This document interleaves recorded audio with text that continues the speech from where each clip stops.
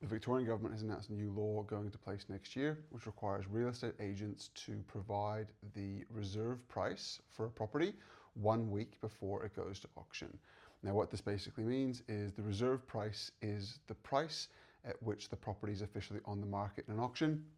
If, for example, a property may be advertised for 850 to 950k, but the vendor knows there's a reserve price of $1 million, the problem that a lot of people are facing is they go to this auction expecting to pay 900 to 950, when in reality it was never going to be sold for less than $1 million. So what this does, it provides greater transparency to people looking to buy a property. It does mean that a week before that auction, that property, which may have been advertised for 850, 950, and probably won't be moving forward, but will now have a reserve price of $1 million advertised. So if your budget was 950, you know you're probably wasting your time. There's a bit of pushback from the Real Estate Institute of Victoria saying that this prevents vendors from maximising their profits and does unfairly, I guess, affect vendors.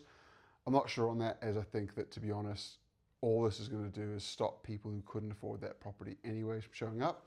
If you put a reserve price of $1 million and someone's budget is $990 or $1,010,000 or whatever it may be, they're probably still going to go to the auction in the hope that they're the highest bidder prior to the reserve being hit, and maybe they can negotiate with the vendors directly. What do you think? Is this a good move or unfair to vendors?